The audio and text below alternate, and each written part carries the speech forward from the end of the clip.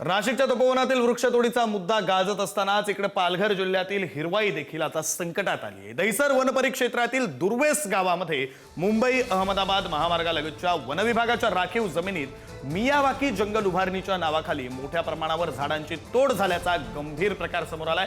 साग, करवंद, जांभूळ यासारख्या स्थानिक आणि पर्यावरणीय दृष्ट्या समृद्ध प्रजातींच्या तब्बल 1 लाखांपेक्षा अधिक झाडांचं अस्तित्व पुसलं गेल्याचा दावा ग्रामस्थांनी केलाय।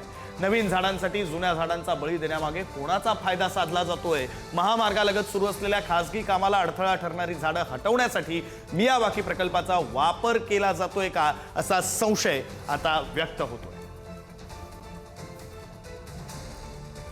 डिमांड देत नाही आणि यांचे परस्पर लोक कामं करतात। पहिली गोष्ट ते करायलाच नको होतं आणि एवढा मोठा प्रोजेक्ट झाला पण अजून आम्हाला आम्ही हमेशा येतो जातो ते बोलतात साहेबांचे मग साहेबांचे नेमकं कोणत्या साहेबांचं आहे? आता बघा एवढा मोठा जंगल आहे, हे जंगल पूर्ण नायनाट करायचे। मग आता हे पूर्वीचं जंगल आहे आणि आता जीसीपी पोकळी लावून हे जंगल सर्व तोडलेलं आहे।